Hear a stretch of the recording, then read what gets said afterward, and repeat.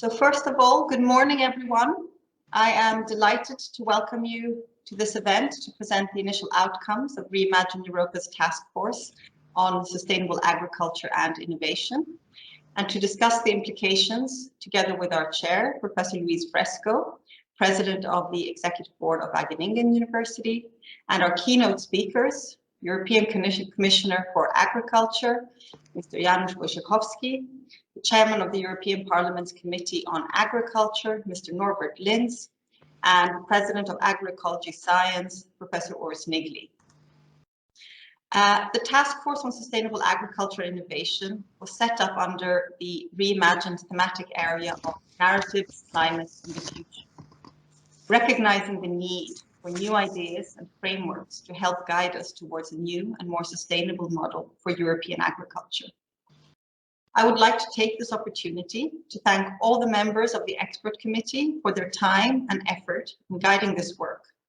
And a special thank you to the members of the steering committee, Professor Anne Cambon-Thompson, Emeritus Research Director of the French National Centre for Scientific Research and member of the European Group on Ethics in Science and New Technologies, Professor Maria de Gracia Carvalho, member of the European Parliament, Professor Paolo de Castro, member of the European Parliament, Mr. Gabriel von Essen, Secretary General of Euroseeds, Professor Dirk Hinze, Scientific Director of the BIB University of Ghent Centre for Plant Systems Biology and Coordinator for the European Sustainable Agriculture through Genome Editing, EU SAGE, that is one of our knowledge partners, Dr. Peter Kearns, Special Advisor to Reimagine Europa and former Principal Administrator for the Organization of Economic Cooperation and Development, the OECD, Mr. Pekka Pesonen, Secretary General of Copa Cogeca, Professor Pere Puigdomenech, Board Member of All European Academies, another one of our knowledge partners, and Institute of Catalan Studies and Royal Academy of Sciences and Arts, and Mr. Nils Torvalds, Member of the European Parliament. I would also like to take this opportunity to give a special thank you to Mr. Carlos Moedas, former Commissioner for Research, Science and Innovation, for his enormous support and input to get this work started. Together with our knowledge partners, EU SAGE and ALEA, we're looking forward to a vibrant discussion later this morning. Before passing the floor to the chair of today's event, Professor Luis Fresco, I would like to mention some basic house rules. So in true European style, this event is multilingual. You should have all received the instructions for how to access the interpretation. So if you want to listen to the event in original language, you don't have to do anything. If, on the other hand, your Polish is a little bit rusty, like mine, you have to download the app Interprefy, which looks like this. It's freely available on any app store. Katerina will be putting the link to the app on the chat if you have not already downloaded it. It's easiest to download on your mobile phone and insert the token keynote 2207. This password is also available on the chat, and you should be good to go. So I would suggest that you put the computer video on turn down the volume and just listen to the app, and then you'll hear everything in the language that you would prefer. If you need any technical support, please don't hesitate to contact Isabel or John, who stand ready to help you with anything in relation to this.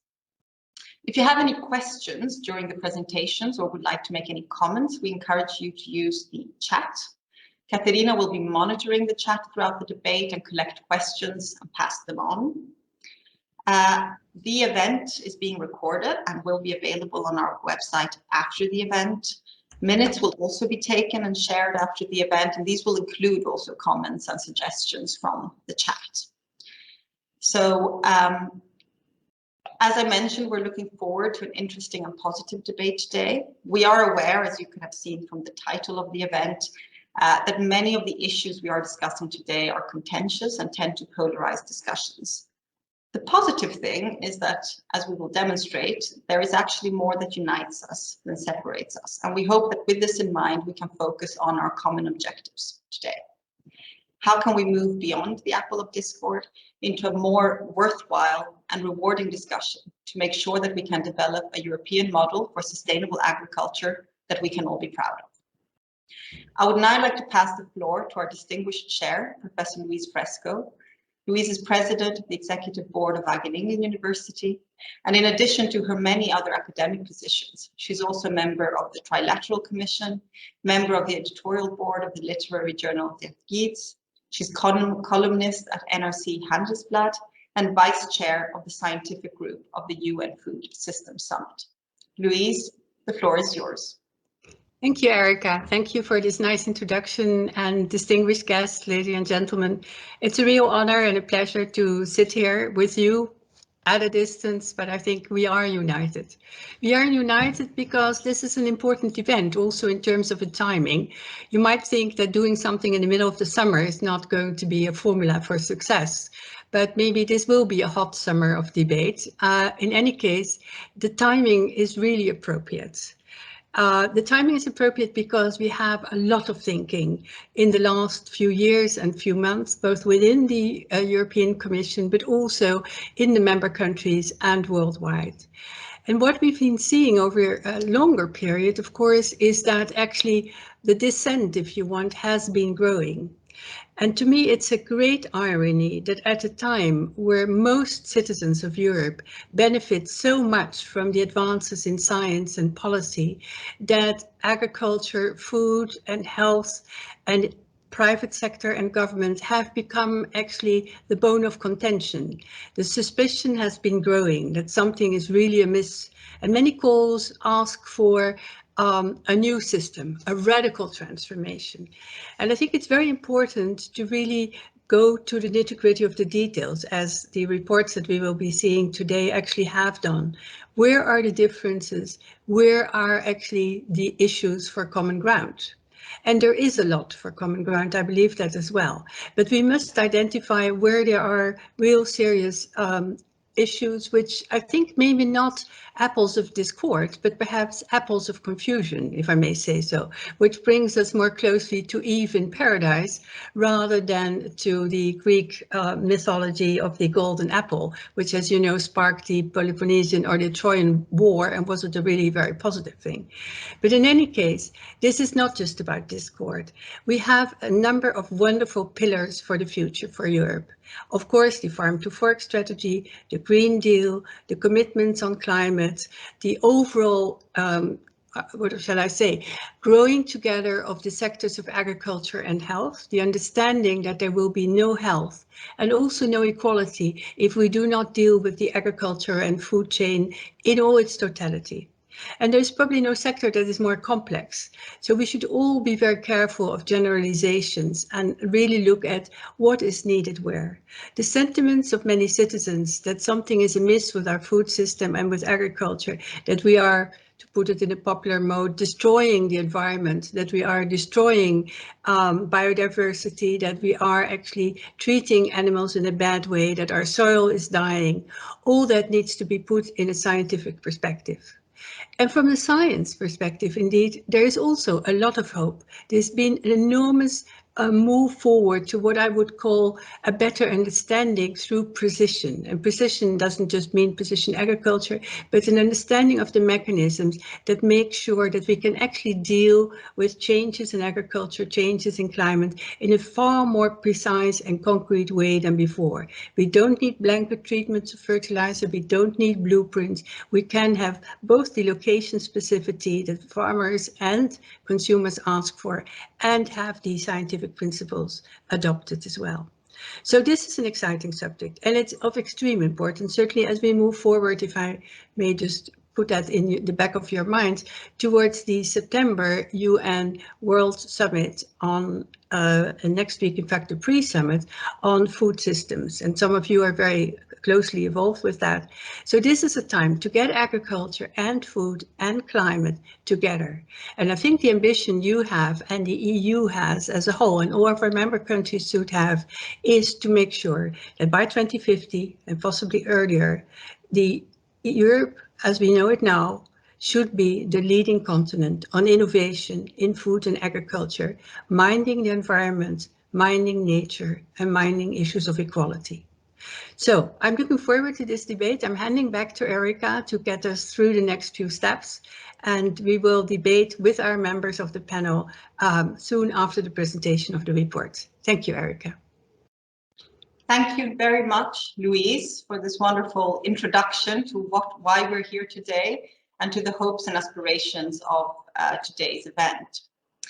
It's a real pleasure to be here today to present the two reports that have been developed by our task force on sustainable agriculture and innovation. President von der Leyen has placed climate change and innovation at the top of the European agenda, initiating a much needed reevaluation of how our society and our economy works. And the farm to fork strategy is at the heart of the Green Deal and recognizes the inextricable link between healthy people, healthy societies, and a healthy planet. It stresses the urgent need to reduce dependency on pesticides and antimicrobials, reduce the excessive use of fertilizers, increase organic farming, and reverse biodiversity loss. Representing 30% of the EU's greenhouse gas emissions, agriculture should and could play a key role in the European Green Deal.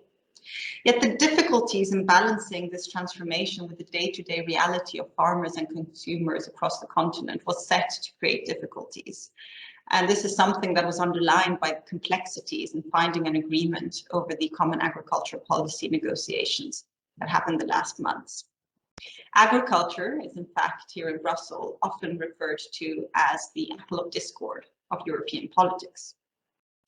And this tension is also reflected in the public discourse and imagery around agriculture, sustainability, and innovation. In fact, they are increasingly oversimplified and reduced to polarized positions based on old concepts and thinking. Green agenda versus the people left behind, precaution focused versus innovation focused. Something that was made very apparent last week during the launch of the Fit for 55 strategy. And worryingly, more and more often, innovation is seen as an opposite to sustainability. Something that has sounded a few alarm bells and raised questions about why is this the case? Shouldn't innovation help us to achieve the ambitious goals of the Green Deal? I would like to clarify here that by innovation, we mean this in the broadest sense, so not only technologies, but also social and other innovations. And to better understand this trend, we started our work by looking at one of the most groundbreaking and controversial innovations, namely genome editing. Genome editing was selected as the first innovation tackled by the task force, seeing the timeliness of the debate with the European Commission study being published earlier this year, but also because it's emblematic of the broader thinking patterns and identity communities that is shaping the discussion about sustainable agriculture and innovation more in general. As you will see later from Andre and Peter, by coupling narrative analysis with expert discussions, the initial outcomes of the task force shows that the apparent polarization between sustainability and innovation is a false dichotomy, sustained through narrative communities that in fact share very many similar values and objectives. Yet it is precisely these mental models that keep us stuck in the old ideas and block us from moving forwards towards a new shared vision for what European agriculture should look like in the 21st century. Keynes once said that the difficulty lies not so much in developing the new ideas as in escaping the old ones. And as you'll see, this is very relevant for today's conversation. The starting point of our work is the recognition of the complexity of the debate and the multiple, often contrasting priorities that we have as societies when talking about food systems. We want healthy and affordable food. We want to protect and support farmers and rural communities. We want to protect the environment and increase biodiversity. We want to be resilient in the face of increased weather unpredictability, as we saw in the last couple of weeks. And we want to be an example for the world. So depending what angle we choose to look at, we often end up in a situation of cognitive dissonance. And this may seem obvious, but the values we hold and priorities are key in understanding how our minds influence the way we think on these matters. And what we set out to answer was precisely, is there a way forward that goes beyond the apple of discord? Can we move beyond the current stalemate and join forces to find a way that benefits all stakeholders? To answer these questions, we have coupled the work of our expert committee with our innovative narrative methodology that has been developed by Professor Andrej Novak and Professor Marcin Napiórkowski to create a clear understanding of how the mental models that we have inherited shape the way in which we think about these problems, and to see if there are diverse ways of framing the problems that can lead to better ideas. Narratives provide a user manual for reality. We accept or reject information not so much based on facts, but based on whether they fit with how we perceive the world to be. They are natural vehicles for transmission of information within societies and are very powerful agents for social change. However, narratives can also fuel polarization and trap us in a stalemate. Therefore, understanding the narratives that we use to understand reality is crucial in understanding each other and also in creating an environment for more conducive ideas. Narratives do not only frame reality, but they also underline what our priorities are, what we focus on, and as a consequence, they shape our policies. Coupling the analysis of existing narratives with policy is therefore very relevant. And here, Dr. Peter Kearns and Dr. Oana Dima have been working tirelessly with our experts to propose policy options that can respond to the different visions for our future. Policy and regulation are in fact key tools to help address possible risks and concerns. And this is especially true in the case of innovation, where regulation is developed to help safeguard from the ontological uncertainty created by unfamiliar territory. And few technologies have raised more questions than CRISPR-Cas9, the revolutionary technology behind genome editing, or new genomic techniques, as the European Commission report names them. This technology that afforded Jennifer Doudna and Emmanuel Charpentier the Nobel Prize in Chemistry last year has changed the game for biotechnology and has been hailed by some as a savior and by others as an enormous risk. And when it comes to genome editing in agriculture, it has reopened the debate around GMOs and created a lot of discussion about how to bring our laws in line with our labs, as Commissioner Moedas phrased it.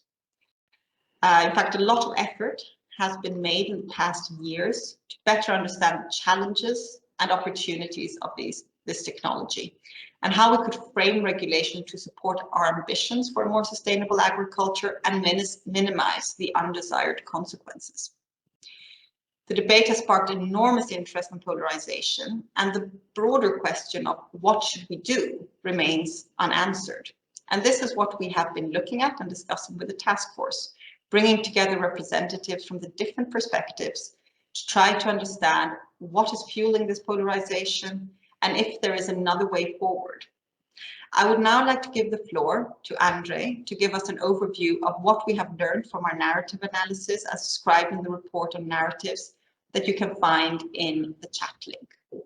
Andrej, the floor is yours. Good morning. As mentioned, narratives are pivotal in creating a sense of community. We trust people who tell us familiar stories. And this is through the stories that we learn who belongs to our tribe and who is an outsider. There is a lot of debate today about filter bubbles and political polarization in social media, but we're actually dealing with a very old phenomenon here. Therefore, narratives are a key factor in creating polarization and reinforcing existing tension in society. At the same time, these very features make narratives a good starting point for working toward a more dialogic approach to our polarizing issue. Can I ask for a slide, please? The boundaries between these narrow communities are often so sharp that positions within a conflict obscure our real goals and values. We are trying to win the argument rather than solve the problem.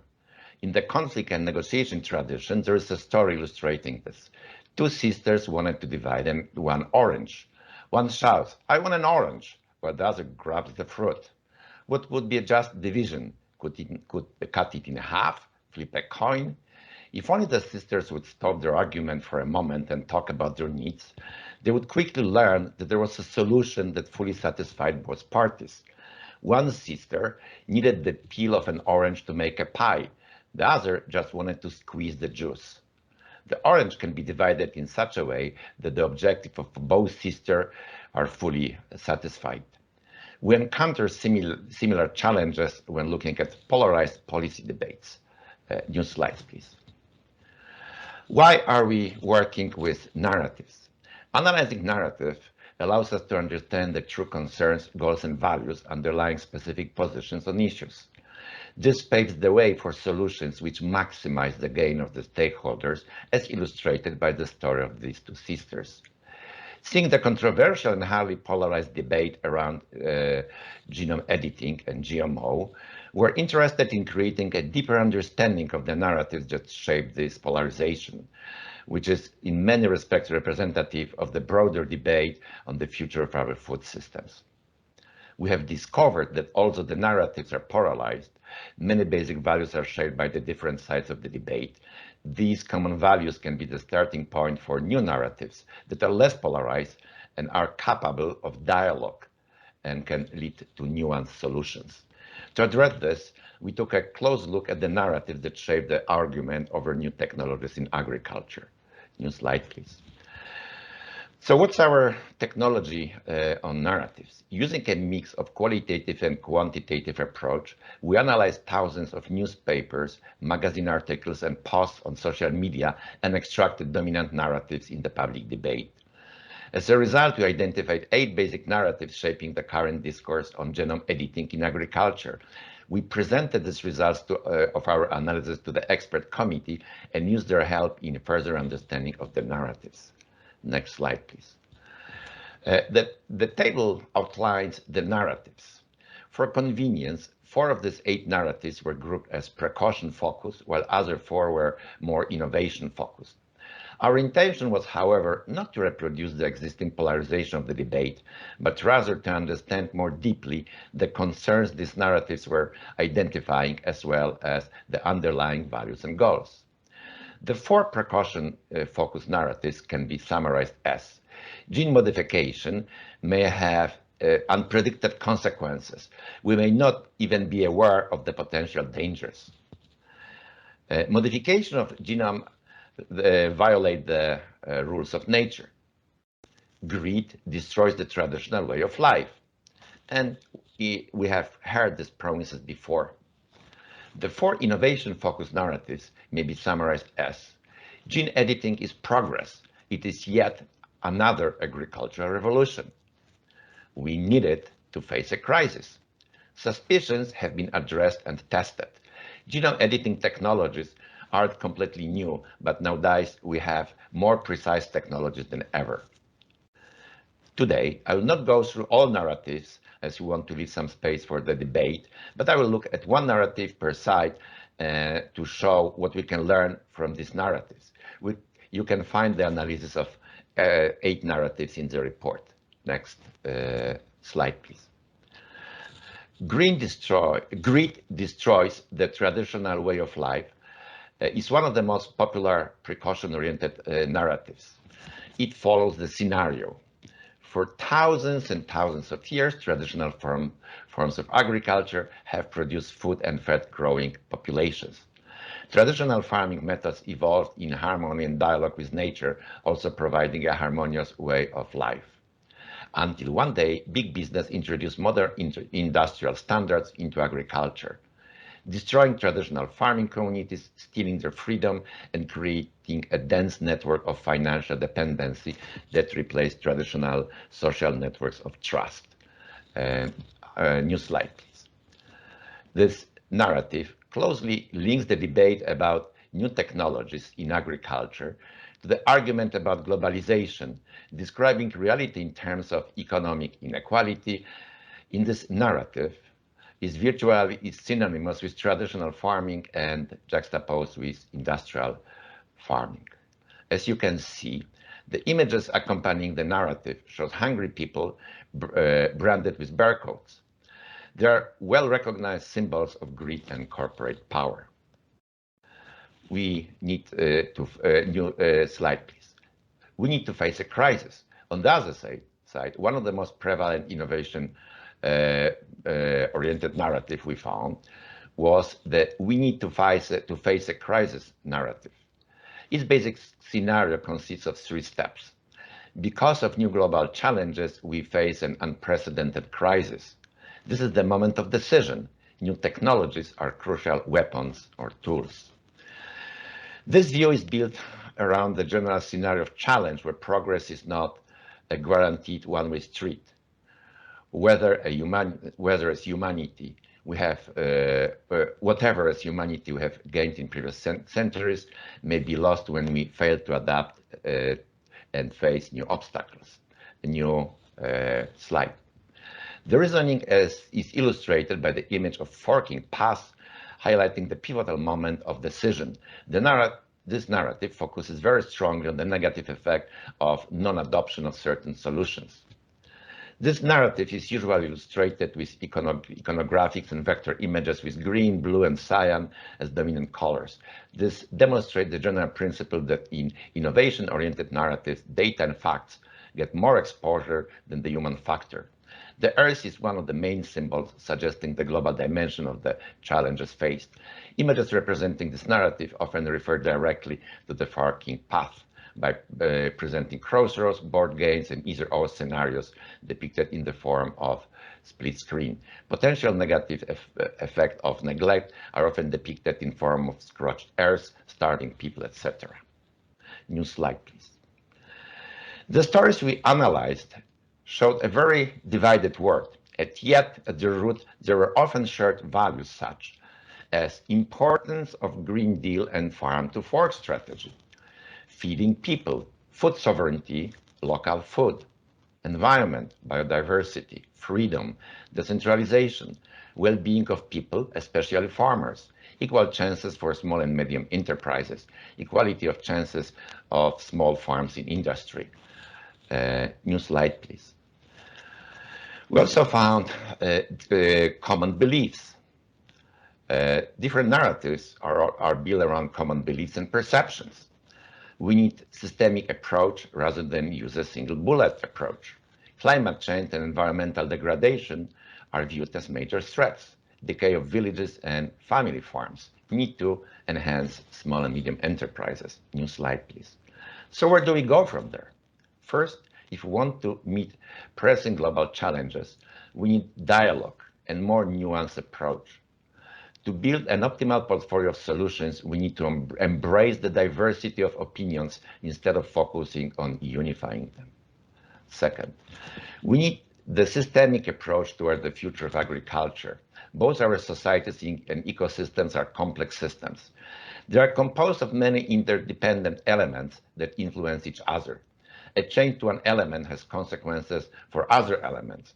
When evaluating a planned change, a comprehensive assessment of the effect of the overall system is needed, rather than a single criterion for evaluation. Third, development of rural areas is a key issue. The divide between urban centers and rural communities is one of the biggest chiasms in contemporary Europe. Our research on narratives has clearly indicated the importance of the social and cultural dimension in the collective perception of new technologies in agriculture.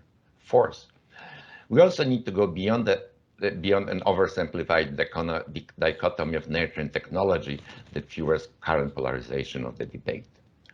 Our last conclusion relates directly to the story of two sisters fighting over an orange. As in the story, we need to move from defending positions to verbalizing the challenges, identifying values, and finding ways to achieve them. For example, protecting the interests of small farmers is central to the narrative of greed shown earlier, focusing on this innovation that level the playing field rather than increase inequality may be a way to reduce polarization.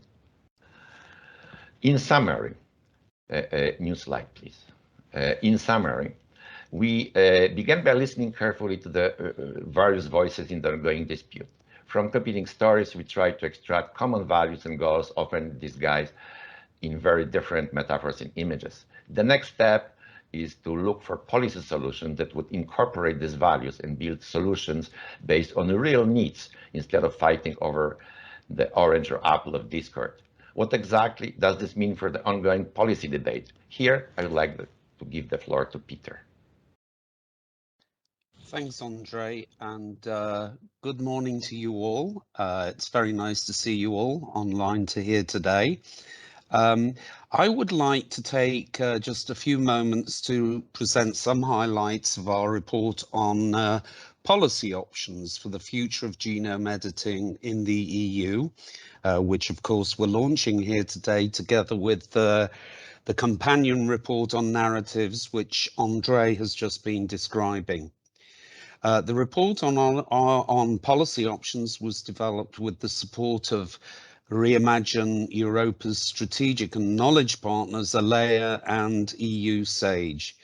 It also depended to a great extent on the input of our task force on sustainable agriculture and innovation, and especially its expert committee, which met in February this year. The experts from the expert committee made numerous helpful comments to earlier drafts of the report. Next slide, please. Genome editing was chosen, as was mentioned a little earlier, as the first innovation because this relatively new technology is moving at a rapid pace and is a topic of major interest currently in the EU. It holds major promise as an additional tool for plant breeders to develop new crop varieties and contribute to a more sustainable agriculture. Improved varieties such as drought-tolerant crops could help with adaptation to climate change. Improved crops with increased pest or disease resistance could help reduce inputs into agriculture, such as pesticides and so on. Many commentators believe that the products of genome editing can contribute to the Green Deal, the farm to fork strategy, the biodiversity strategy, for example. However, genome editing, along with other gene technologies such as GMOs, have led to many different concerns among stakeholders as well as EU citizens more generally. A little bit by way of background to how the report was developed. Next slide, please. A judgment, this is well known, a judgment of the Court of Justice of the EU in July 2018 was a landmark case which led to an intense debate in the EU on the regulation of genome editing. Next slide, please. At the time of our expert meeting in February, and well, this is still current, just to quote some of the words of the European Commission itself on their website, it said the CJEU clarified that organisms from new mutagenesis techniques fall within the scope of the EU GMO legislation.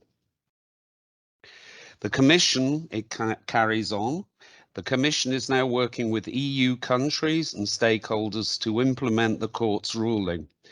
At the same time, the Commission recently published its report following a request from the Council of Ministers to prepare a study in light of the Court of Justice's judgment regarding the statement of novel genomic techniques under Union law. The EU study, this study, has sparked more discussion, and this discussion will go on for some time, of course. The policy options report that we have prepared aims to contribute to this discussion, and what it does here is consider 5 possible policy options for moving the discussion forward in the EU. So thank you. For the next slide. The options that were considered include option 1, and I'm here using the terms that we used in the report itself. Option 1, business as usual, which basically means no change to the current status quo in the EU. Option 2, is what we call make do with what we have. Article 7 of Directive 2001/18 EC, which is one of the main pieces, it's not the only piece of EU law relevant to this topic, but it's often called the GMO Directive. And Article 7 of this directive allows for differentiated procedures for specific GMOs. There's an Annex 5 to the directive which describes the criteria that could be used here. But in essence, it means less elaborate dossiers, less elaborate risk assessment procedures, possible fast track or simplified procedures. Option 3, which we call harmonization, this also would lead to fairly limited changes to the directive. There could be an amendment of the GMO definition, which could be less stringent in terms of some particular techniques, including, for example, genome editing. There could be an expansion of the list of techniques in the directive, the techniques that do not lead to genetic modification, so that could be updated. There could be an amendment of the exemptions. There could be an amendment also of the definition. These two could go together. Next slide, please. Here, option 4, we call going all the way. This would be a more thorough revision of the EU GMO legislation. And finally, option 5, which we refer to as a complete overhaul here. Option 5 would be a new, it refers to a potential new piece of legislation, a directive or regulation or however it might be done, but a new piece of legislation which would specifically address those genome edited products in which alterations have been introduced that can arise, types of alterations that could arise spontaneously in nature or as the result of conventional breeding activities. Those are the 5 options, and I just want to give you a feel for the conclusions on the next slide, please, of how the discussion went in our task force. There was little support, it's fair to say, for policy option 1, that is to say, business as usual, doing nothing. Most people felt that the situation isn't functioning correctly as it is. There was support for both policy options 2 and 3, that's make do what we have with what we have, and harmonization. These 2 options would involve relatively limited changes to current EU law. There was also support for option 4, going all the way, and option 5, a complete overhaul. There was a caveat in these discussions that major changes to EU law are going to lead to extensive discussions in and among EU institutions as well as among stakeholders more generally. It could be possible, the report notes, that policy changes could move in a multi-step process, as it were. Smaller changes could be made in the short term, that's the policy options 2 and 3 I mentioned, while larger changes could be, such as policy options 4 and 5, could be contemplated for the longer term. Next slide, please. This is going a little bit beyond what's written in the report. This is more, shall I say, our own conclusions or what we believe is feasible and possible. We believe, for example, that it is important for EU institutions and other stakeholders to carefully consider the smaller changes in the short term, such as those mentioned in options 2 and 3. There should be a consideration here backed up with an analysis as to why such changes have not been adopted in the past. So that's a little bit thinking about and analysing why things haven't worked this way before. We also believe that it would be highly beneficial to consider a new piece of EU legislation which specifically addresses those genome edited products in which alterations have been introduced that can arise spontaneously in nature or as the result of conventional breeding activities. So those are really some of our thoughts on where to go next. This is my last slide, but you're not finished with me yet. I have a couple of more remarks, but if you could turn off the slides and thank you and stop sharing.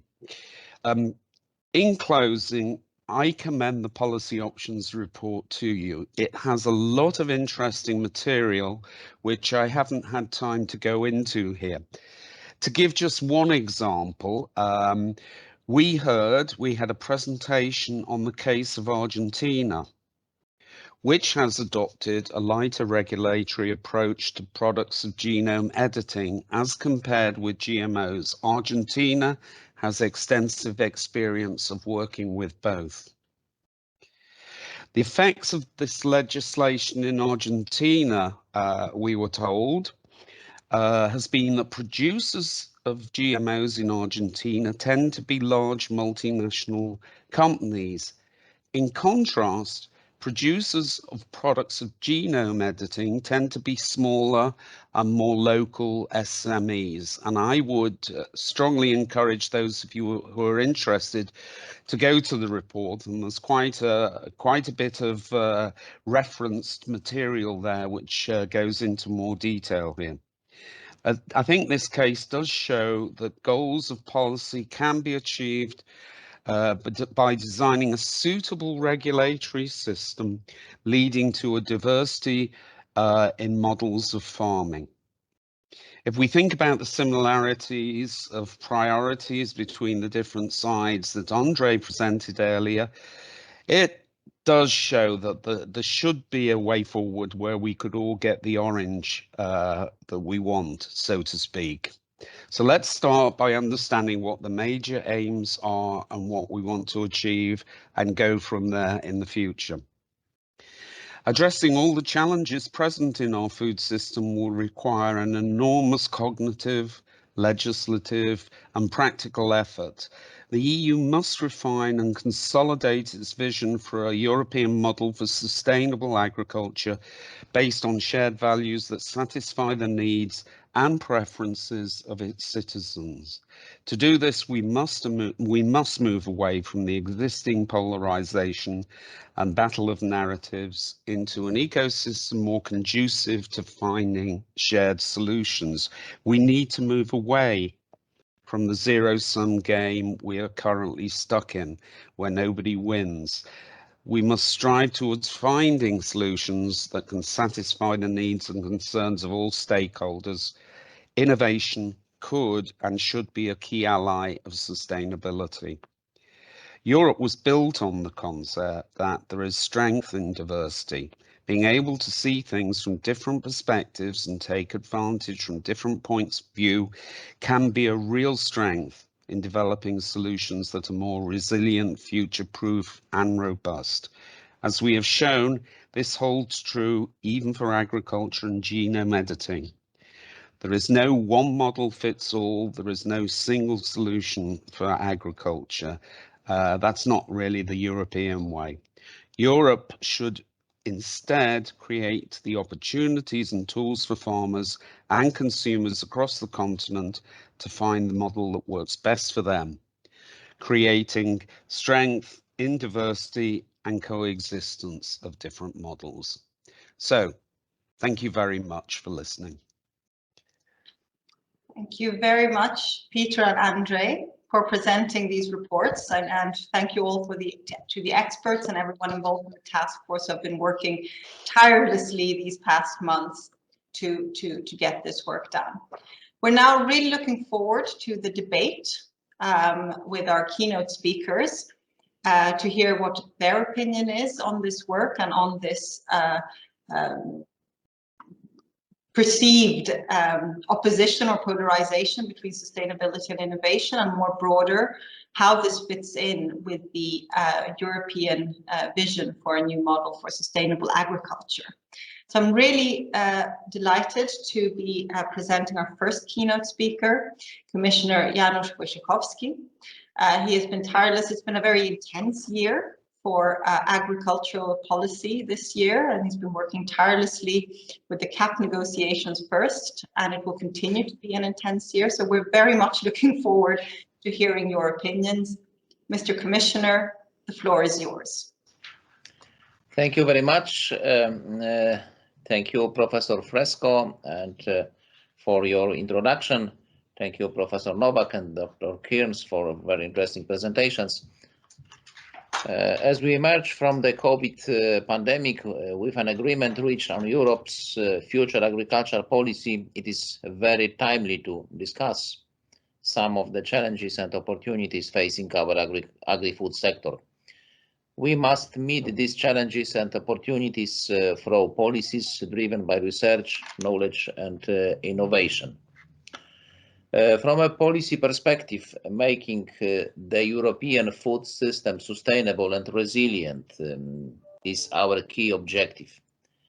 The path to achieving this objective is set out in the Farm to Fork strategy, which calls for a fundamental shift in the way we produce and consume food, for our use of plant protection products, antibiotics, and nutrients, to boosting the role of rural broadband and organic farming. The Organic Farming Action Plan is a good example of the challenges and opportunities arising from the Farm to Fork strategy. It outlines how we can achieve the ambitious 25% target of agricultural land under organic farming, while reinforcing the role of small producers and improving the overall sustainability of the agri-food chain.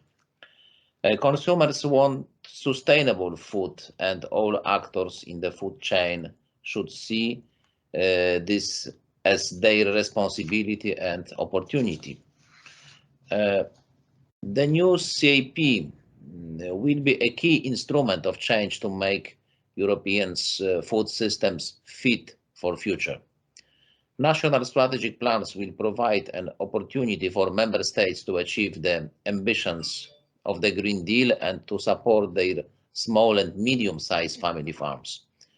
Both of these areas require urgent action, and the new Common Agricultural Policy is a big step in the right direction. In our policies set us in the right direction, then is research and innovation drives our progress. Advances in digital solutions, such as precision farming, can lead to higher productivity, reduced inputs, and lowered costs. Overall innovation can help farmers to work more precisely, efficiently, and sustainably, with lower environmental impacts and higher standards for animal welfare. The Commission is therefore investing €9 billion of its Horizon Europe research and innovation budget in projects related to the environment, bioeconomy, agriculture, and food. The Commission has also proposed that member states elaborate digital strategies for agriculture and rural areas in their CAP strategic plans.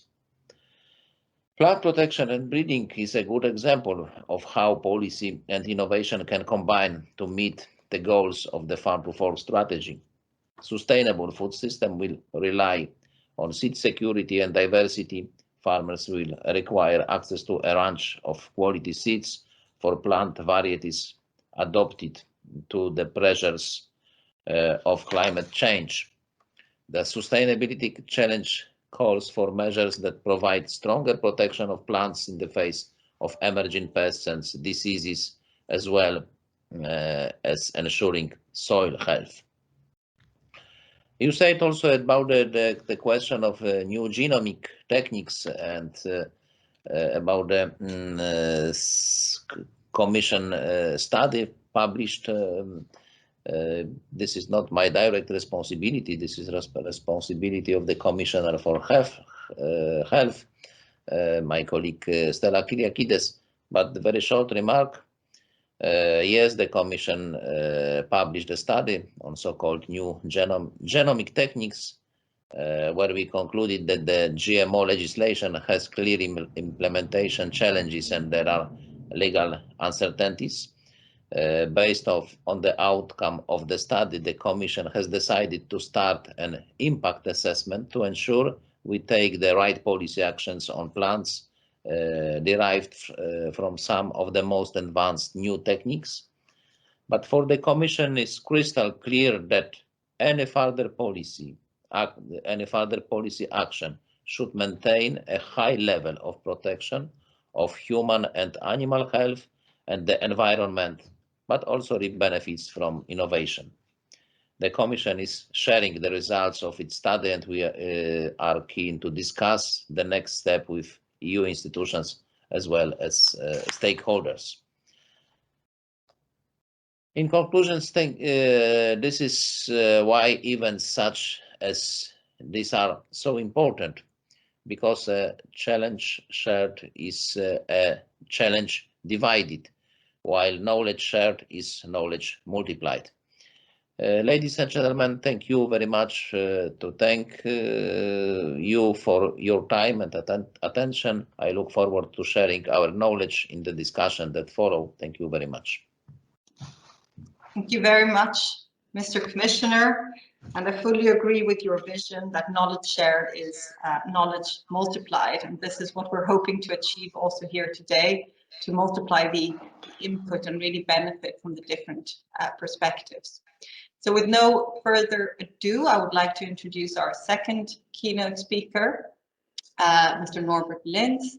Norbert is the chair of the European Parliament's Agriculture Committee, and he will share his views on this debate with us right now. Norbert, the floor is yours. Yes, thank you very much. Good morning, dear Commissioner, dear Ms. Widegren, dear Mr.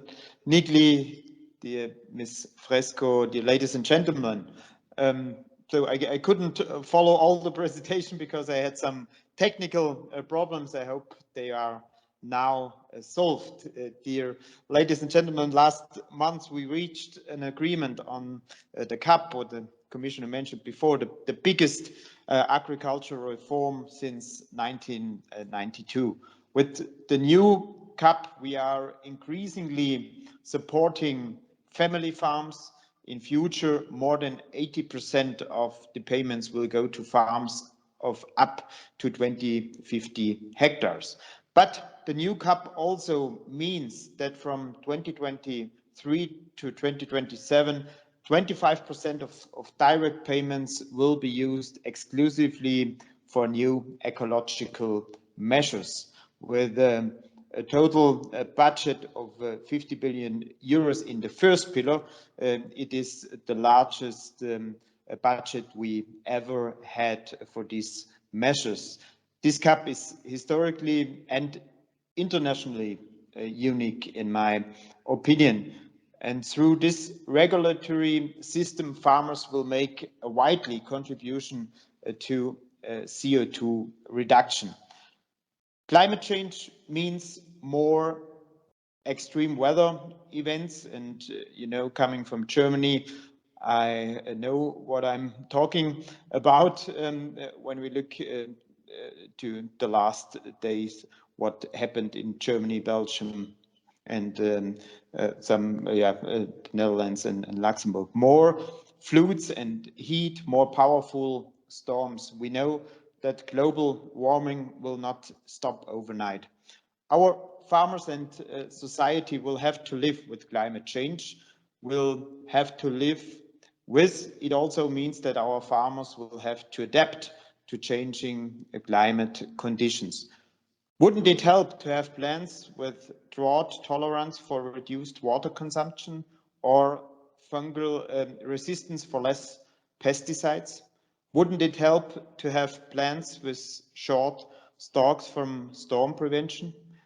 This is another challenge, namely the growing world population and their health. Wouldn't it help to have lettuce with a higher vitamin C content and potatoes with lower unwanted acrylamide formation? Ladies and gentlemen, if you want to make a long journey, you have to take the first step.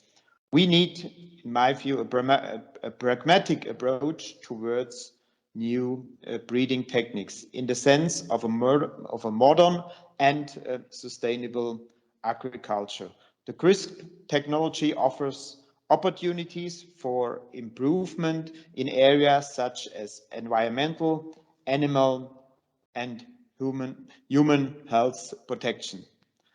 Some consider it as an alternative not to start this journey at all. But more and more floods and heat also mean more and more crop failures in more and more places.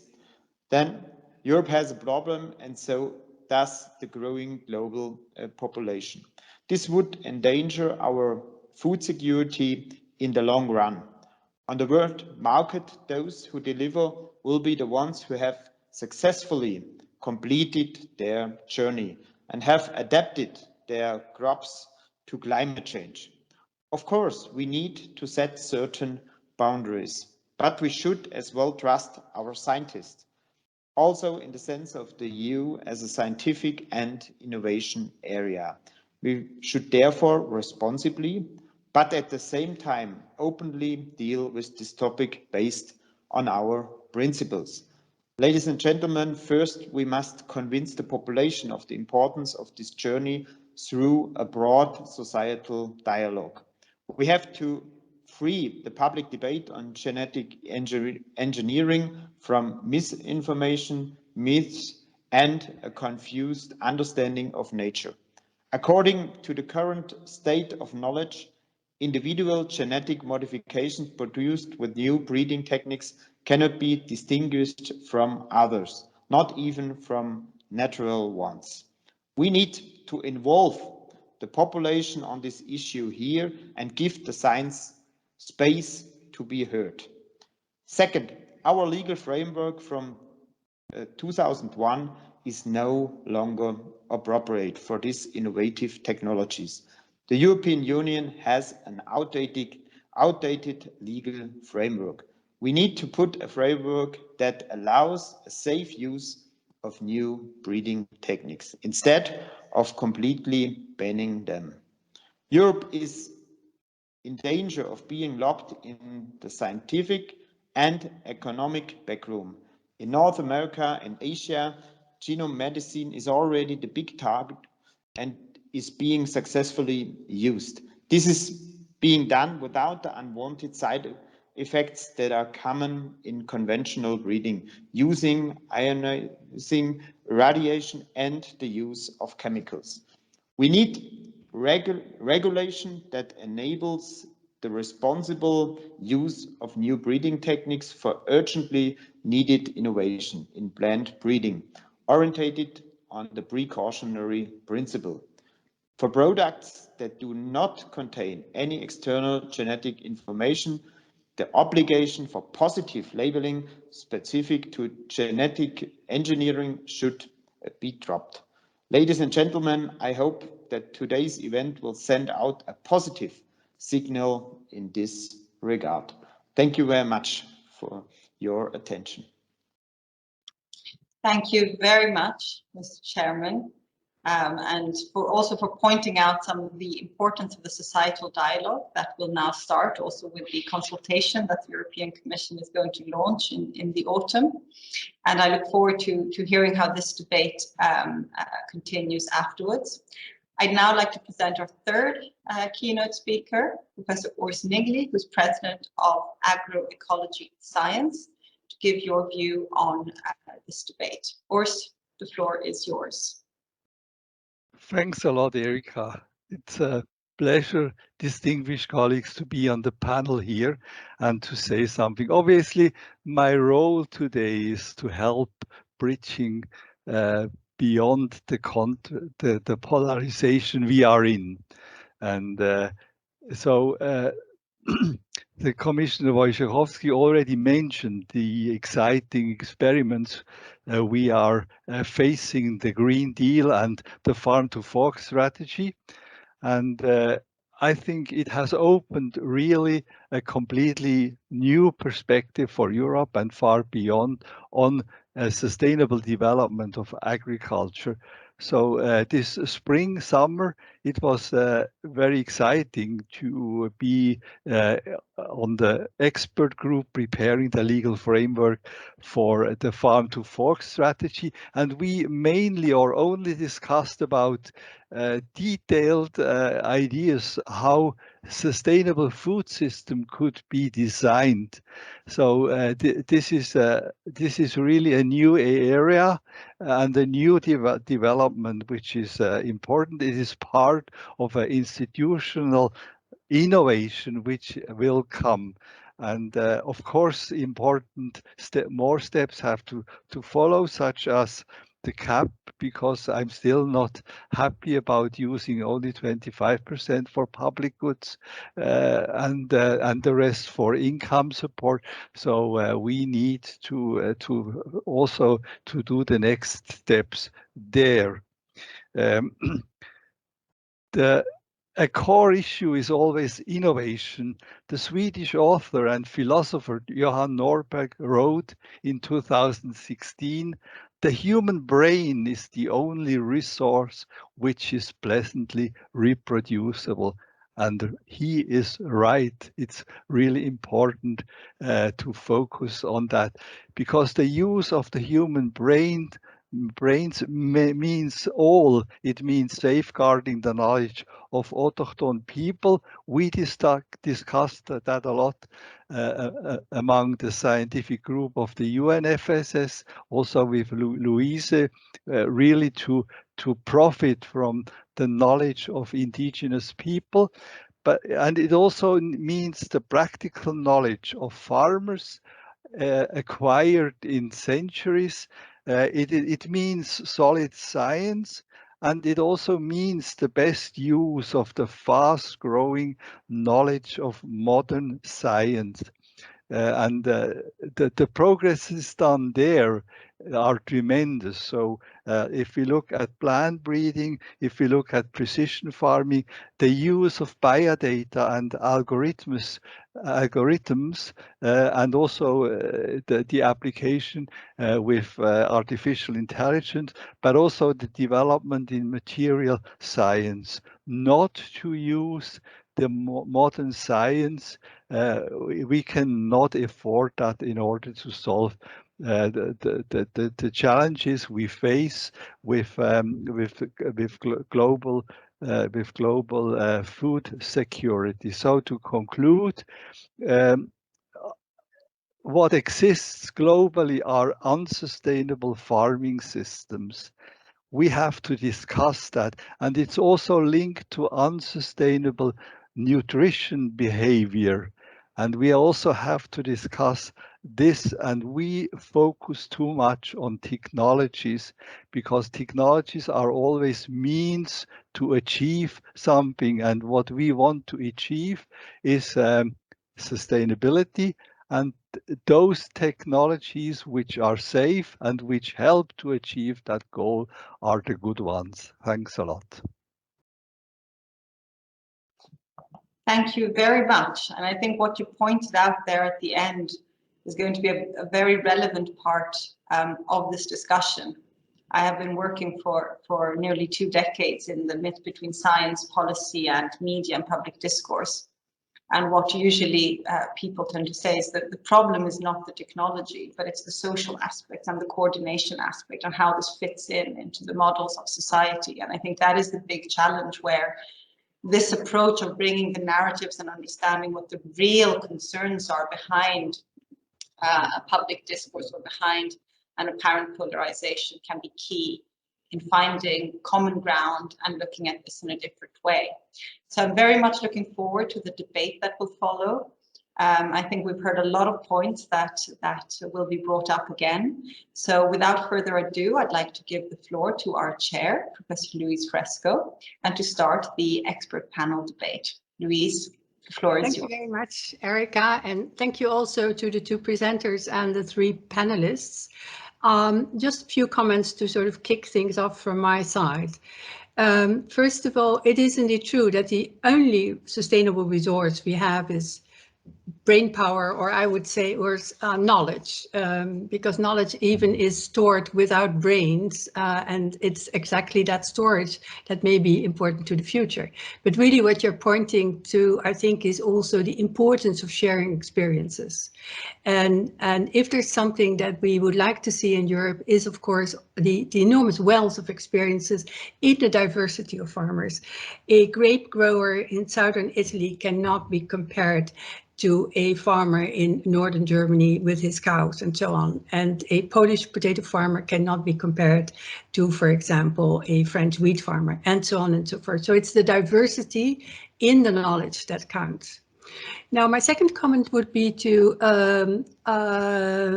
Andrei Novak and the narratives. I really like the narratives. There's only one word of caution I would say there, and that is, let's be sure that we do not create a new false dichotomy between precaution and innovation. Because I think precaution can be part of both sides. There's a lot of innovation to be found in precautionary measures, both from a social point of view, but also from a technical point of view. And in fact, the growth of artificial intelligence and databases and data science allows us much better monitoring. So we should not get into a dichotomy there that again then brings everybody who is in favor of precaution against innovation and vice versa. I think it's important that even in the way we presented ourselves at our level, we do not create new narratives and new forms of opposition. Erica, earlier on in the discussion, mentioned the term of cognitive dissonance, and I think we should take that back. It's in the sense of putting it center forward. All of us suffer from cognitive dissonance in the sense that we accept certain things that are not completely rational. And so, to put it differently, it's not a matter of some groups being irrational and others being rational. I think in every single human being, there is this rationality versus the emotion. That's who we are. It's very much part of humanity.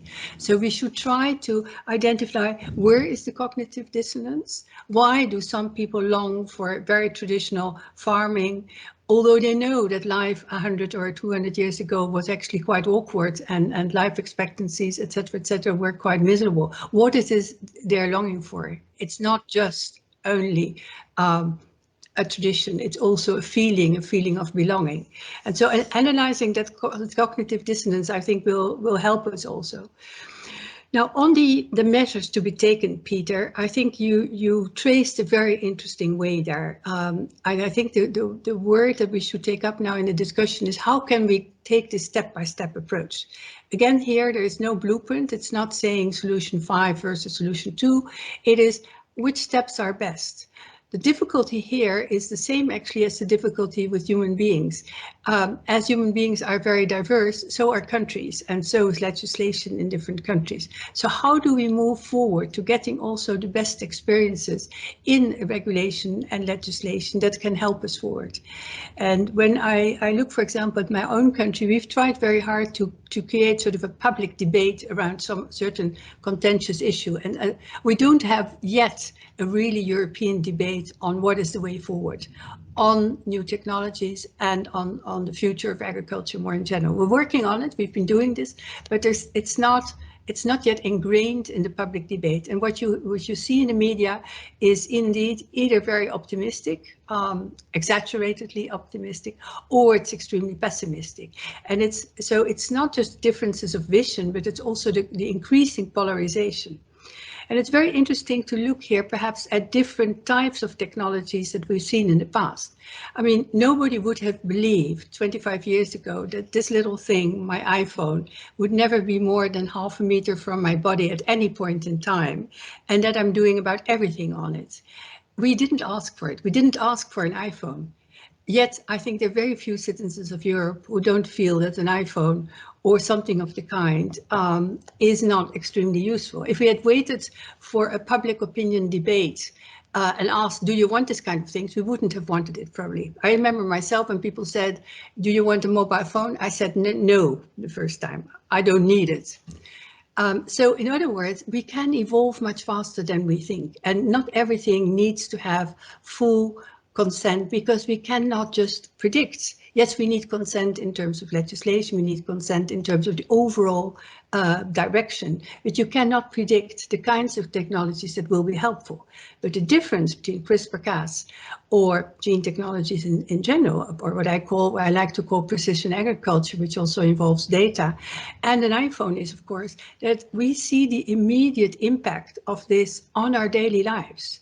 We do not see the immediate impact of gene technologies in our daily lives, because we are, in Europe at least, already very used to extremely safe, good quality, great diversity food. So, you know, there is not a need for something which some scientists, of course, feel is extremely urgent. So it's that dichotomy that we should, perhaps through examples of different technologies, also address more, so we get a better idea there.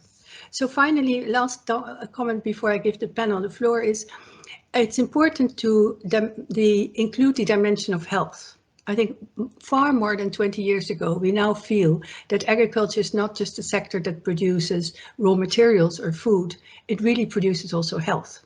And that changes really the perspective. Certainly after COVID, we realized that there is a clear connection, and that health, food, supply chains are important for the future. So having said this, let me go to the panel and address you first, a first general question. And maybe I can have the commissioner here first in the order in which you were presenting yourselves. So, Commissioner, you have just been negotiating the Common Agricultural Policy. And of course, that's also very much a story of narratives. I know you're very interested in the rural areas and the importance of the way of living there. What do you feel about the narratives that we need for the future? What is your preferred narrative, or how would you bridge the gap between these narratives and between innovation and precaution?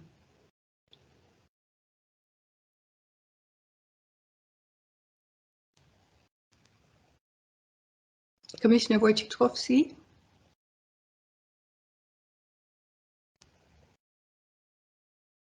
Erica, do we have the commissioner online? Yes, he is online. But he's not, he's on mute. Yes, he should be online. I'm checking with if there's a problem on from the side of Warsaw. He's connecting in from Warsaw. I see there's no video feed, but maybe in the meantime we could pass the question to Mr. Lins, and I will be seeing if there is a problem. I will move to Norbert Lins, if I may. You are somebody who pleads very much both for agricultural and CAP reform, but also for overall issues of innovation. Now, how do you feel innovation can play a role in this transition that you feel, and many with you, is going to be the most important thing that we need for agriculture in the coming years? So yeah, hopefully it works now. Yeah. So I'm really of the opinion that innovation is one of the major keys for a major key for sustainable agriculture in the future. So we have, I think, we have two things. I mentioned the CAP reform before, which is new tools, these new elements. I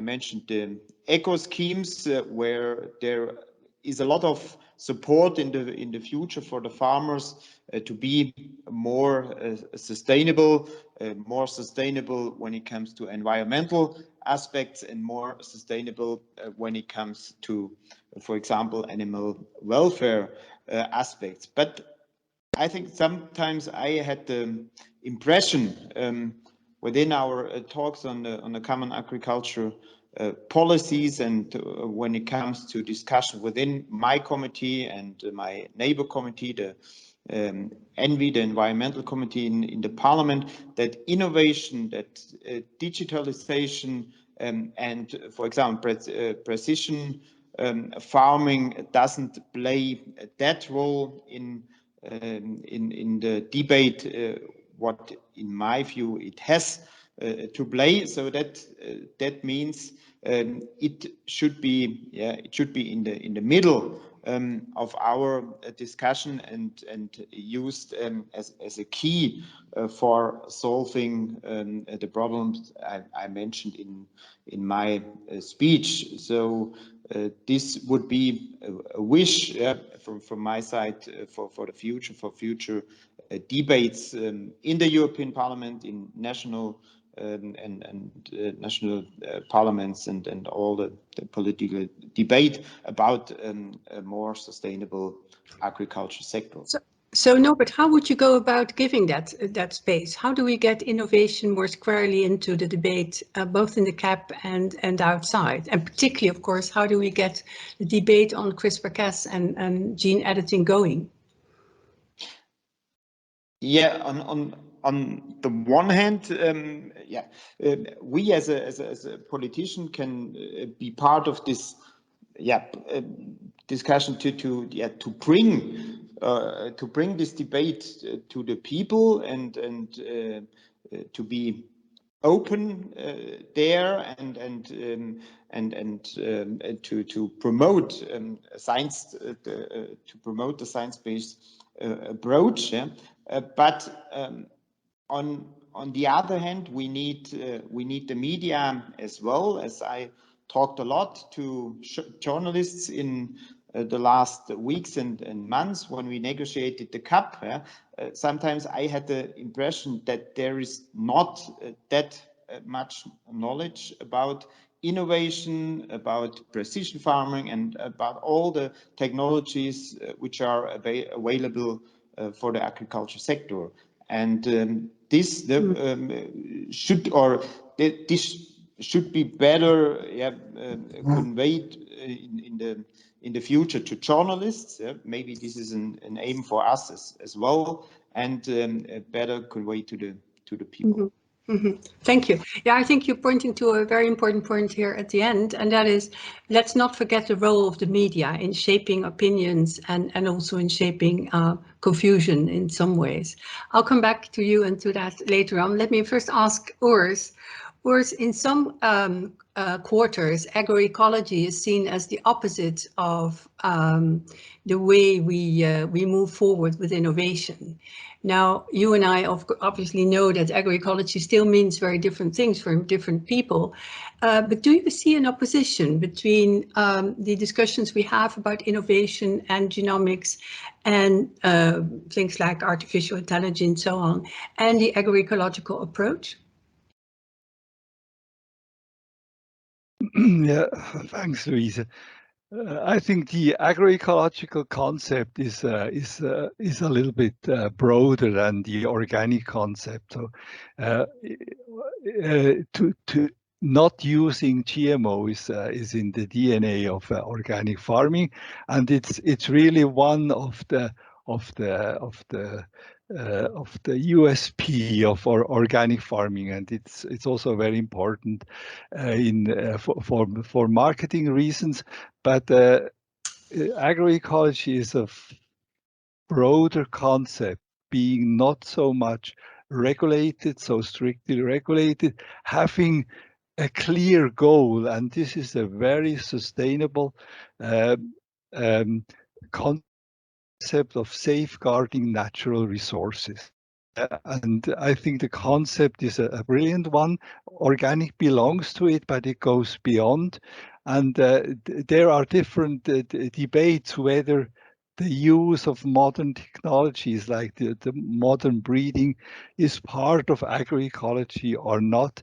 And in a scientific brief I helped to produce for the UNFSS, we gave a definition, and we said agroecology needs needs really be open towards using technology as long as they serve the purpose of protecting and safeguarding natural resources. This is for me key. The goal is key, and I don't see a basic contradiction when both approaches can help each other. Then it has a positive synergy. Right, right. So I'm counting on you to bring that narrative out into the media and everywhere where we can launch it. Let me turn to the Commissioner. Happy to have you back, sir. And maybe can I ask you, you've just been working so hard on getting the Common Agricultural Policy going, and you've finally, I should say, reached the result which most people are very happy with. When you see the discussion now on the narratives and the polarization, you must recognize some of that. Do you recognize it, and how do you think we could move forward also in the discussions on the CAP to get away from that opposition between sustainability and innovation?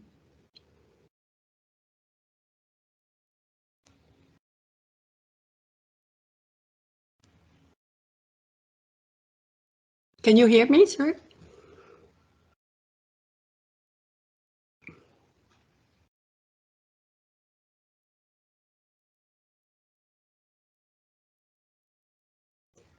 Commissioner Wojciechowski, did you hear me or not? You are on mute, sir. Sorry, yes, okay. So that's thank you, but I didn't hear your question. Could you repeat, because and sorry because I was not present just a moment because because of my duties, and sorry, but I'm ready to no problem at all for your questions. Yeah. I was saying you just had a long period negotiating the Common Agricultural Policy, and you must recognize some of the polarization that we have discussed this morning between innovation on the one hand and sustainability, and more particularly innovation in the form of genetic techniques and modern breeding and so on. How do you feel can we overcome that? Do you recognize it also in the CAP discussions, and how do you feel we can overcome it? Thank you for this question. During the negotiation discussion, the problem of the generally, which is the GMO, was not the subject, not the topic of the discussion. This is outside of the negotiation because this also I said before, this is the responsibility of other commission, another portfolio. But what is the important that sustainability? What means that the essence of reform, the sustainable agriculture? It's in a larger understanding that this is not only the sustainable production of food, but also sustainable development of our agriculture. Also the problem, small and medium-sized farms and large farms. We can observe the process during 1 decade after enlargement of the Union in 2004. The next decade we lost about 4 million small farms in European Union. And this is the process dangerous for the sustainable development of the rural areas. And one of the ideas of the reform is to give an alternative for the small farmers in Europe, small family farmers, to not only to exist, but to not only to continue their production, but also to develop their production. And the organic farming, animal welfare, the short supply chain, they are proposals which are dedicated to the small, medium-sized family farmers. But from other side also, like precision agriculture, precision farming, this is the proposal for bigger farmers, but we don't decide on the CAP reform which kind of techniques will be allowed. The precision agriculture as an idea to reduce use of pesticides, use of fertilizers, of course to support the technologies which allow to reduce use of this chemical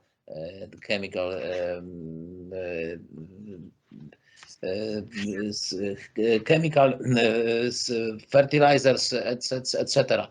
to reduce this, but we don't say which techniques should be used. It will be the proposal of the member states, national strategic plans. Member states will propose eco schemes, which is a very important part of the first pillar of the common agricultural policy. About the eco schemes, this is member states are flexibility to propose the programs which are appropriate for their individual situation. That's but no, finally speaking, no, the new technologies, it was not the topic of the negotiation. No, I'm aware of that, but just asking you as somebody who knows so much, for example, about agriculture in your own country and about the rural areas of Poland, do you feel small farmers can benefit from modern technology, or do you feel that's a bridge too far?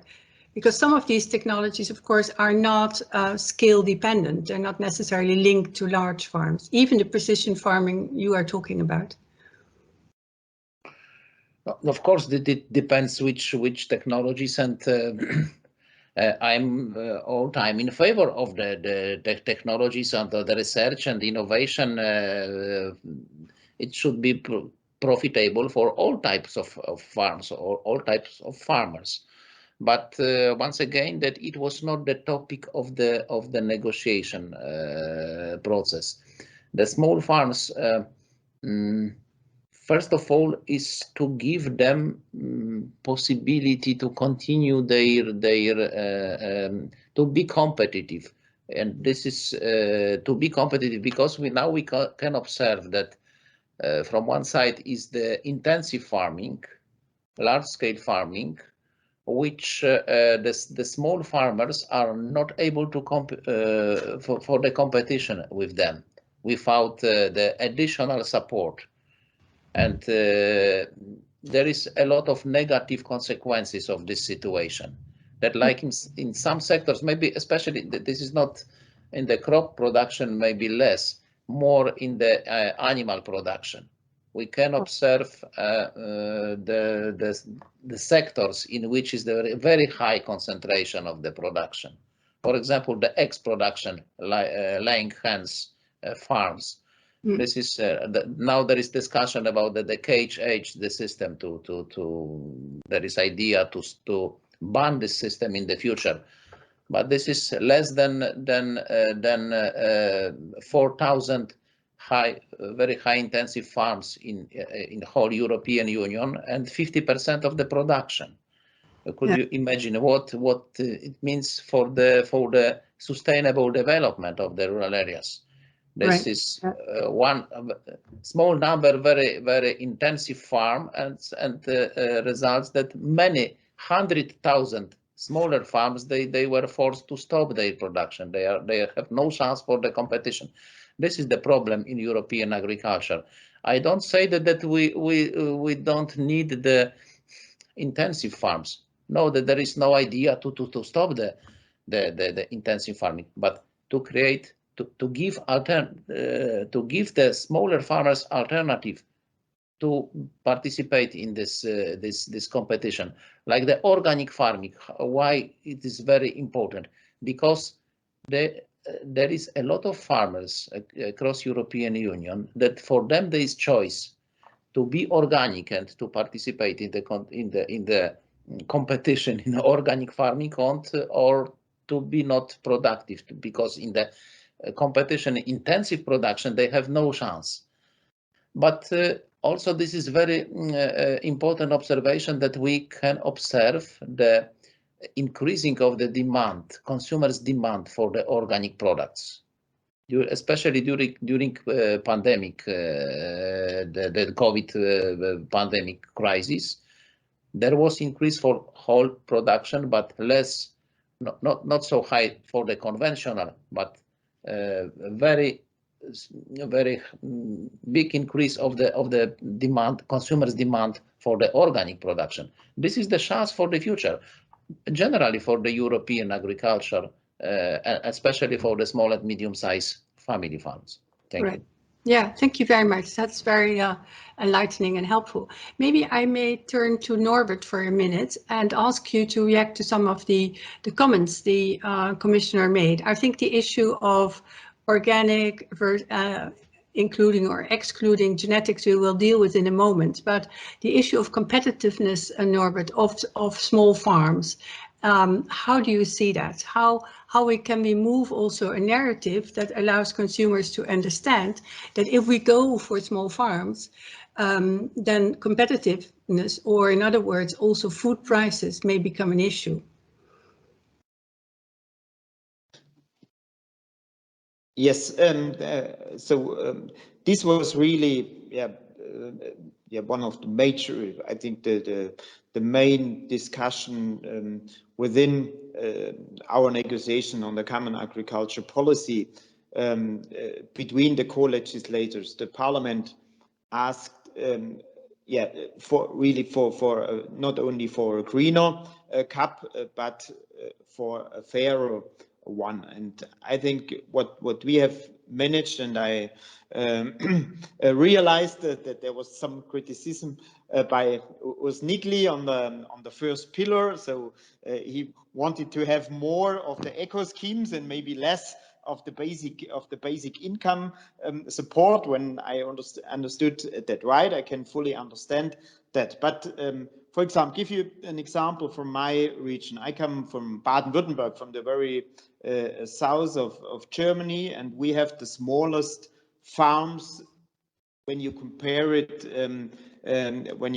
with the average size in Germany. Yeah, I know when you compare it with the average size in the European Union, we have in my region a double size than the average size of the European Union. But in my country, I'm from the region with the smallest farm, and therefore I was very much fighting for a fairer CAP, and you know the most effective element for this is the redistribution scheme, and for the future it's no more voluntary for the member state, but it's mandatory. So that means that there is about 10 billion euros between 2023 and 2027 more budget available for the smaller farms in the European Union than it was in the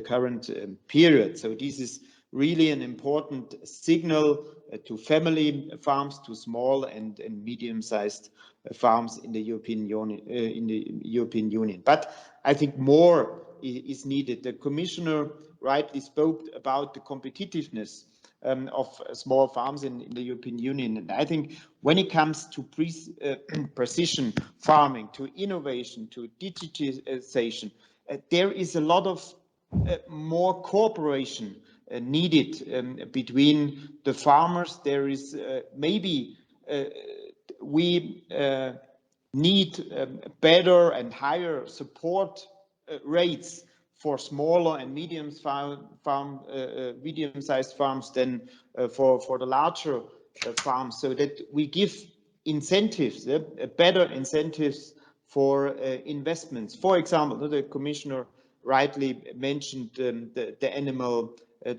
welfare, and there it will cost us billions of euros to invest in new systems. Not only with the question he mentioned about the end of the cage age. For example, in my country, we have an animal welfare discussion on more or less on all the species, we have, and the animal husbandry is questioned as a whole, the current system. Mm-hmm. So I think that this is really an important question now for the member states when they when they establish the strategic plans, how they are able to give incentives to the farmers, and especially the small and medium-sized one. And maybe there is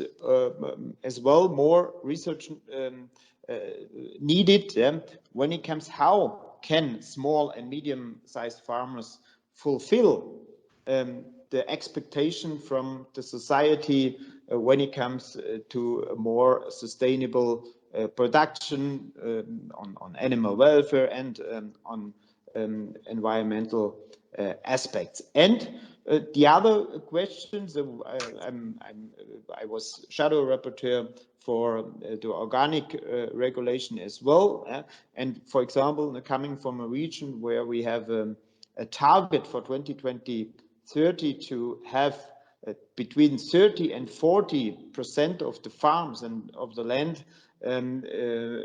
producing on an organic way. This is the other question when member states, in my example, when Germany established its strategic plans, how we are able to give more incentives to farmers to convert from conventional farming to the agriculture, to the organic production. Okay, thank you. Now, Urs, obviously there's a lot to be said for you. Now, don't tell me that organic is the solution to everything. Because we're sitting here at least also to discuss a report on genomic techniques. No, I'm serious, but or I'm joking rather. I'm not entirely serious, but we do have a problem here. We have a problem if indeed the EU wants or will move towards 25% organic, or even more if consumer demand in fact moves that forward. Can we first of all keep up production? And let me say, in the context that you know very well, we're not just talking about feeding Europe. We're still also talking about a role for European food that is produced here in order to be exported to other parts of the world. Not that that in itself is a justification for modern technologies, but we should always see this world food security context as well. So can organic, or rather should agroecological then be the way forward, particularly for small and medium farmers? And can you deal with the issue of increased food prices to consumers?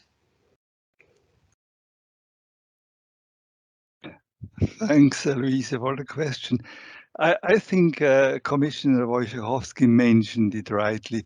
We need different strategy because we have, for instance, for smallholder or medium-sized farmers, the strategy to better use human and natural capital is the way forward, and maybe for bigger farmers to better use economic capital is the way forward. So we cannot generalize, and it's important that we have these different options. So for me, organic is for those farmers who want to profit from an intensive use of human and nature capital.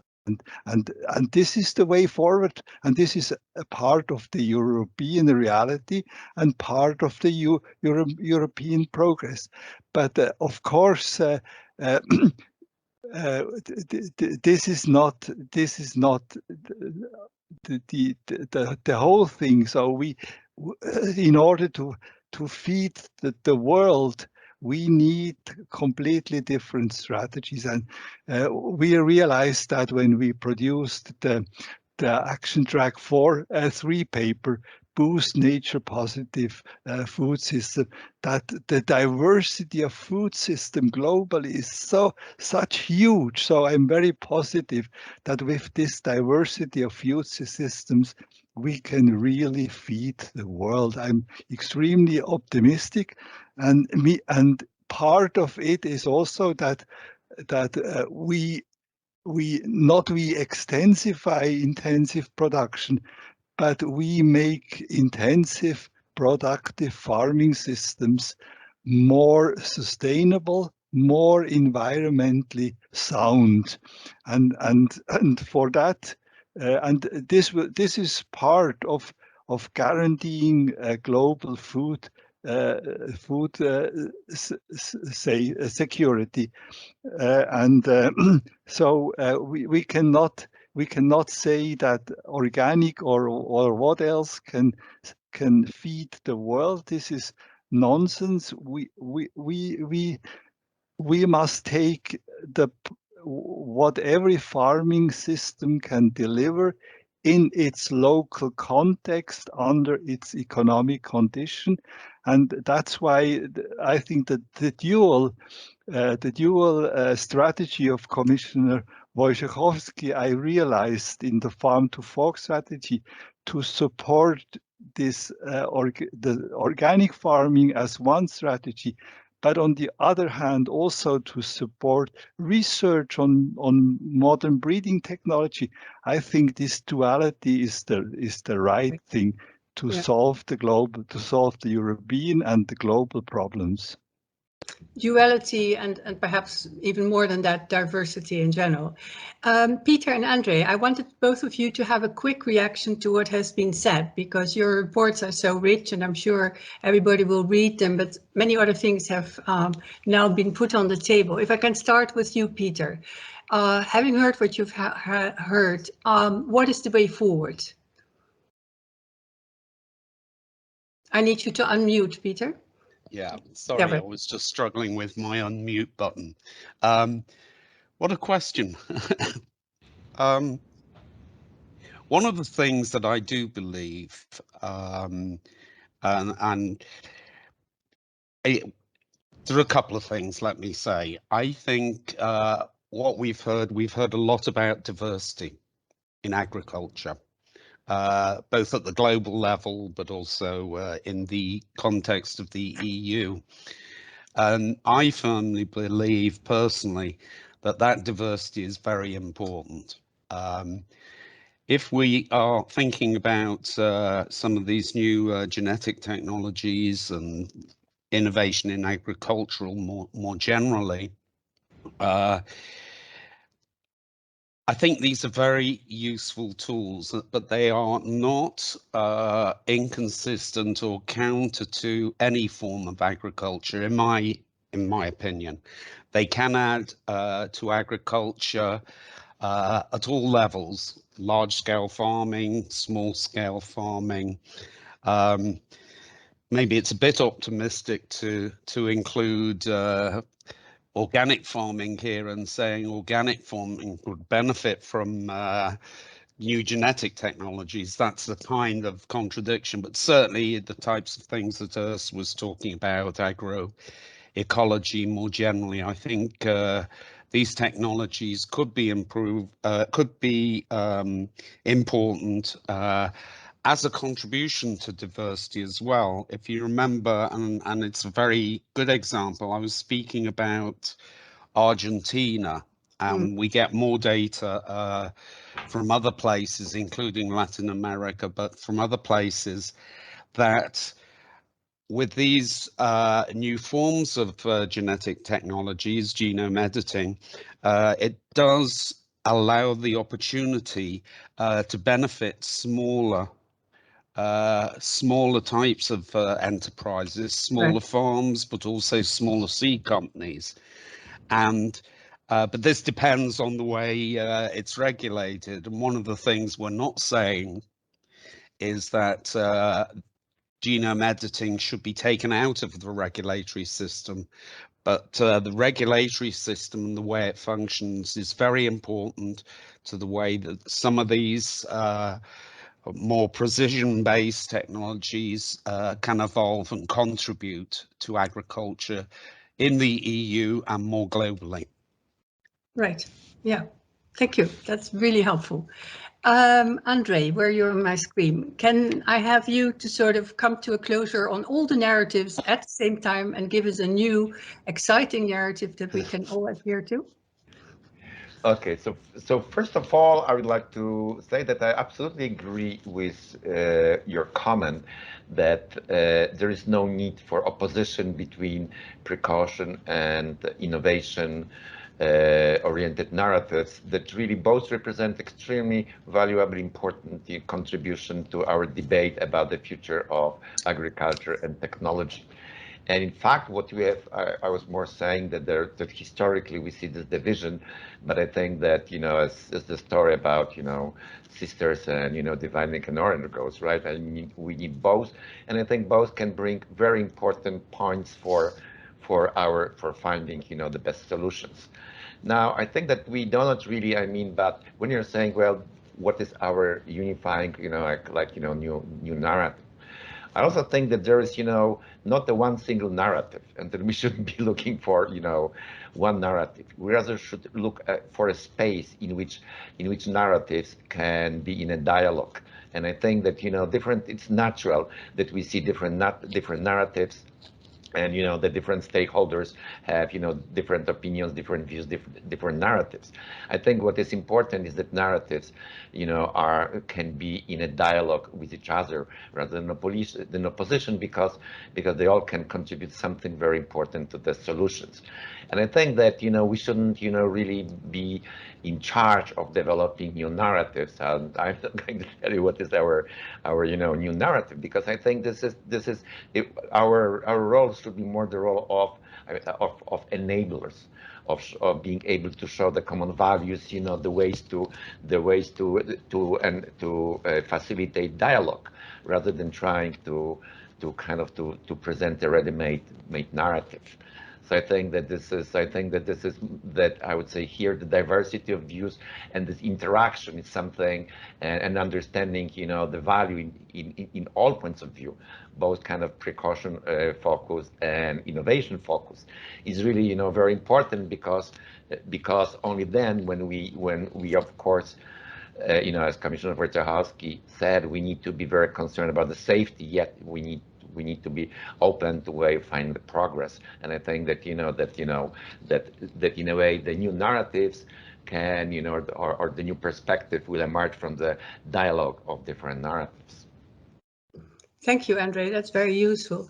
Then before I try to combine all the things that have been said in some kind of a massive bouillabaisse, let me still turn back to the Commissioner and ask you, is there anything that has inspired you for the future today? Anything that you feel is important for how you will move forward yourself in your position as Commissioner of Agriculture? No, thank you. That's the inspiring. That this is dialogue that we need to discuss about how the research and innovation can be helpful to solve the problem of the food security, of the sustainable development of our agriculture, and sustainable development of the rural areas, etc. But there is very important to remember that discussing about the question of the technologies, the production methods in agriculture, that agriculture is not an industry, the farms are not factories, and because the animal welfare is very close to my heart, animals are not the machines. And it should be, we need to remember it, discussing about what the new technologies can be accepted in the development of agriculture. Agriculture is not the industry. We need to always remember it. Yes. Thank you very much. Thank you. I think that's a very wise comment to be made, although I would love us all to come back in 200 years and see to what extent agriculture still is agriculture, or whether some of the stuff has indeed moved to single-cell protein factories and a whole lot more. But that's not for us to judge. So if I take a couple of points that you all have been saying, and I will not do justice to the richness of the debate, I think one underlying issue here has been the importance of diversity. Diversity in the debate, diversity also of farms. We have small farms, big farms, we have part-time farmers, and especially agriculture is the art of the location specific. The diversity in conditions under which farmers operate is really, really very important and often forgotten. So diversity needs to be there all the time, whatever we do. And it's also important to realize that we have a diversity of consumers, and that European consumers, perhaps more than anywhere else, are not only used to, but see it as a right to have a diversity of food choices. And I think this is important because it's not either pushing modern technology or stuff produced with the latest genetic techniques down the throats of consumers, nor is it to push them only towards organic. It is the choice which is so important, the informed choice. And for that informed choice, we obviously need a debate. And for the debate, we need a better analysis of what the narratives are that actually prohibit a reasonable and calm debate. So diversity, I think, is something that we should absolutely work with. And diversity also comes back in some of the issues we've raised about regulation. Yes, we obviously need a level playing field, and yes, there cannot be une Europe à deux vitesses with two types of regulations, but obviously regulation must make room for diversity as well, as you have shown, Peter, happened in Argentina, and maybe happened also in some other areas. So that is, I think, one big chunk of things we've said. And perhaps the touchstone of everything will be that one day in the near future, not so near future, 2050 perhaps, most of us will not be there to witness it, Erika perhaps, indeed organic agriculture will also have embraced the best of conventional modern agriculture and vice versa. I think in the longer term, the issue is not a dichotomy, organic, not organic. It's about getting the best possible technologies in the place where it's most location specific. And that may mean very different techniques in very different places that obviously need to be supported both by the consumers, by legislation, and of course have the positive environmental impact. But the bottom line is, how do we produce food and other basic resources in Europe in a sustainable way? And I would rather say it's not just about sustainability. When it comes to food in particular, I think it's so important to realize this is about sustainably produced, but also affordable food. Let's not forget that income differences also exist in the European Union, and that we cannot accept that people will not have access to healthy food, particularly fruits and vegetables, that are not affordable. So it's about sustainable, affordable. It's about nutritious food, which engages, which is not a subject today, but I do want to mention it because genetics techniques will move in there and innovation as well. It engages the whole food chain. The food chain is about how to secure that we have the best possible nutrients and do not necessarily go into over-processing and adding all kinds of things, particularly salt and sugar, that are not necessary or even have a negative effect. So it's about sustainable, it's about affordable, it's about nutritious, and let's not forget also about safe food. Food safety is a subject we don't always discuss, or we often forget, but I see a lot of innovations also in terms of genetic techniques in identifying, for example, pathogens on food that are really going to be very helpful. And food safety is an important health risk that, as I say, many people forget. So in the end, I think we have a wonderful set of two reports, and we had a wonderful discussion also with the panel. We could have gone on a lot more. I think the two reports are extremely complementary, and I will make sure in my position that we get full attention to them, because it's a very good starting point to both understand the regulations better and also to understand the narratives. But now we must move forward, and I hope that Reimagined Europe will take that up. How can we now combine these perspectives? How can we, in other words, find the narratives that move forward the discussion on genomics or on innovations more in general? It's not just genomics, it's a good starting point, but there is a lot that comes in the pipeline that consumers are rightly sensitive about. Think about big data, about privacy, think about all kinds of other things that are still there. So in the very end, coming back to, I believe it was Andre with his oranges, let me go back to the apple. Of course, if you are a clever girl, you don't eat your apple alone. You take the seeds and plant them. And that's what I wish everybody. Let's plant our apple seeds. Let's move forward and see where we go from here. So thank you very much. Thank you to Erica. Thank you, all of you, for having been there. We will look, I trust Erica, at the comments that have come in. There are lots of comments that we couldn't all take on board, but I hope this is the starting point of this little apple tree that will grow symbolically to move our discussion forward on such a very important set of subjects. So thank you.